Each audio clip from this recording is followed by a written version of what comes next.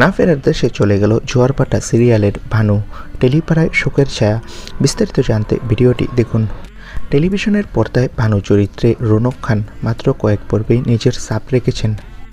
সম্প্রতি তিনি মায়ের সঙ্গে দিদি নাম্বার 1 শোতে উপস্থিত হয়ে মায়ের আনন্দ নিশ্চিত করেছে।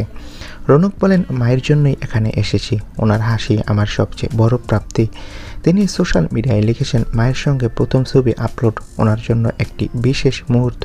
আমি নিমিষে হ্যাঁ বলেছিলাম, কারণ এটি তার প্রাপ্য। ধারাবাহিকে ভানু চরিত্রের জন্য রৌনক পরিচালক ও সহ অভিনেতাদের প্রতি কৃতজ্ঞতা জানায়। আর্য অপর্ণার মতো জুটির সঙ্গে ভানুর কেমিস্ট্রি দর্শকদের তুলনা করেছে শ্রুতি দাসের সাথে তার জুটিকে।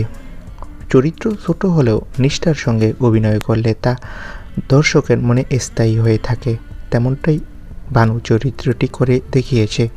তবে দুঃখজনক সংবাদ সামনে, ধারাবাহিকে ভানু চরিত্রটি মারা যাবে।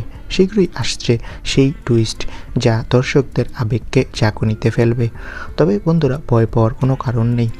সিরিয়ালে মারা গেলেও আবারও তিনি হঠাৎ করেই সিরিয়ালে ফিরবে। তো বন্ধুরা, তোমাদের কার কার জোয়ারভাটা সিরিয়ালটি পছন্দ কমেন্ট করে জানাও, আর আমাদের চ্যানেলটি সাবস্ক্রাইব করে রাখো। ভিডিওটি দেখার জন্য সকলকে অসংখ্য ধন্যবাদ।